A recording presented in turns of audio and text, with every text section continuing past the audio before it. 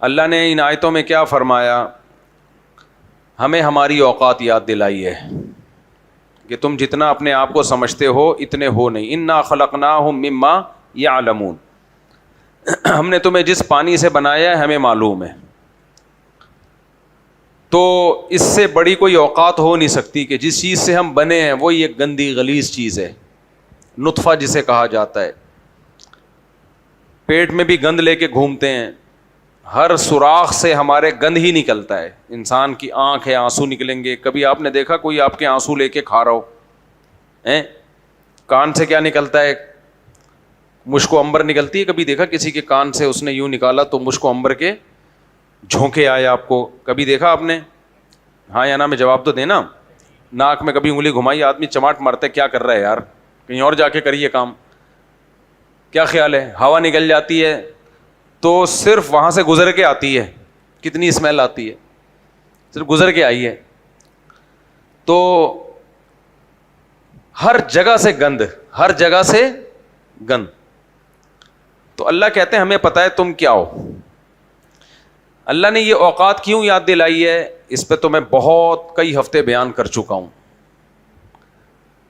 بڑا مقصد یہاں پر اوقات یاد دلانے کا ہے آخرت کا ثبوت, کہ انسان اپنے آپ کو اشرف المخلوقات سمجھتا ہے. جو مذہب کو نہیں مانتے وہ بھی اپنے آپ کو سپیریئر سمجھتے ہیں, تبھی تو انسان اس زمین پہ حکومت کرتا ہے. جو لوگ خدا کو نہیں مانتے وہ بھی جانوروں کو کاٹ کے کھا جاتے ہیں, جانوروں کو پالتے ہیں, ان کو محبوس کر دیتے ہیں.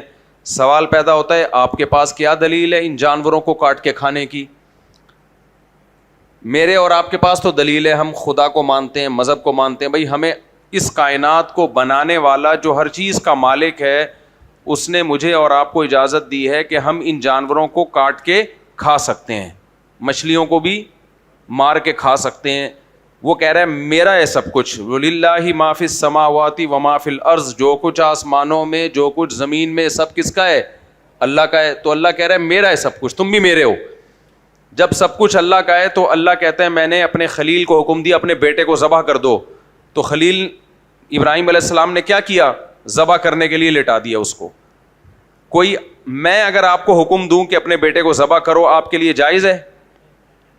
گورنمنٹ اگر کہتی ہے ہمیں حکم ہے نا حکومت کی اطاعت کریں ہم, لیکن وہاں ایک شرط لگا دی کہ حکومت کی جو اطاعت کی جاتی ہے انتظامی چیزوں میں جن کا تعلق مینجمنٹ سے ہے.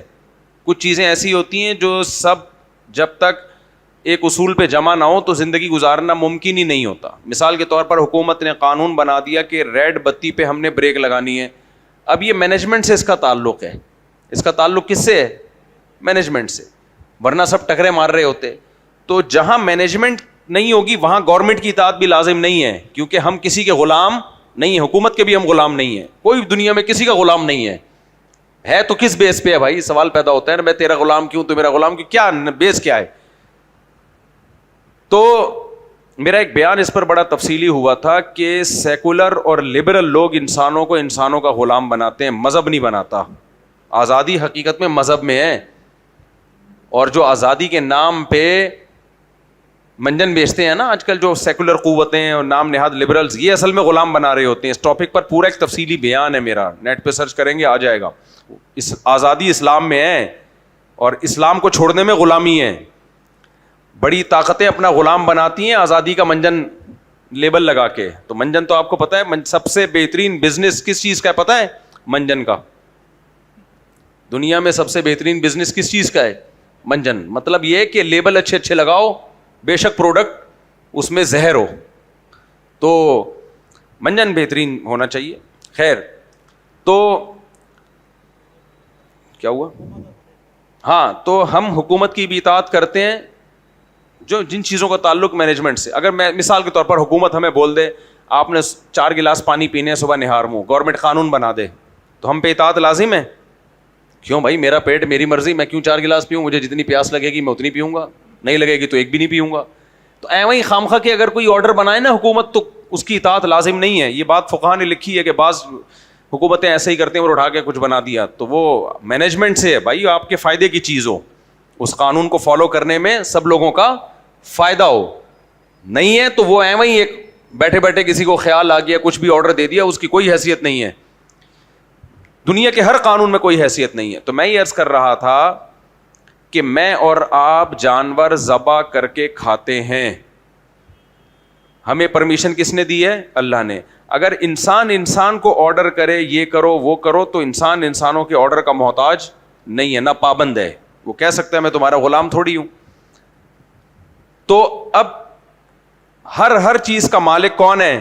اللہ ہے. وہ اللہ اگر آرڈر دے باپ کو کہ بیٹے کو ذبح کر دو تو باپ پر واجب ہو جائے گا کہ بیٹے کو ذبح کر دے. لیکن اگر اللہ آرڈر نہیں کر رہا, بیٹا خود بھی کہہ رہا ہے نا کہ مجھے ذبح کر دو, تو بھی آپ کے لیے جائز نہیں اس کو ذبح کرنا. ایک آدمی خودکشی کرنا چاہتا ہے, اس سے گولی چل نہیں رہی, وہ کہتا ہے آپ کے بندوق میں گولی ہے, کائنڈلی یہ گولی تھوڑی دیر کے لیے مجھے ادھار دے دیں, آپ کائنڈلی تھوڑی دیر کے لیے ادھار دے دیں, میرے پسٹل میں گولی چل نہیں رہی مجھ سے. وہ یہ بھی نہیں کہہ رہا کہ آپ اس کو مار دیں, وہ کہہ رہے اپنا پسٹل کی گولی تھوڑی دیر کے لیے مجھے ادھار دے دیں, میری وراثت سے کاٹ لینا پیسے اتنے. آپ کو پتا ہے اس نے کیا کرنا ہے؟ یہاں رکھ کے گولی چلانی. آپ کے لیے دینا جائز ہے؟ بھائی وہ دلیل دے سکتا ہے کہ جب میں ہی اپنے آپ کو مارنے کے لیے تیار ہوں تو آپ کیوں مجھے نہیں مار رہے؟ نہیں بھائی, تو اپنے جسم کا مالک نہیں ہے, ہم سب پہ ملکیت کس کی ہے؟ اللہ کی. وہ کہے گا نا تو تو نہیں بھی کہے گا ہم مار دیں گے تجھے, صحیح ہے نا. وہ کہتا نہیں ہے, وہ اپنے بندوں پہ مہربان ہے. اس نے تو ابراہیم علیہ السلام کو حکم دیا بیٹے کو ذبح کرو, وہ بھی نہیں ہونے دیا. وہ بھی بتایا کہ بس میں تو امتحان لے رہا تھا آپ کا, وہ بھی نہیں ہونے دیا ذبح.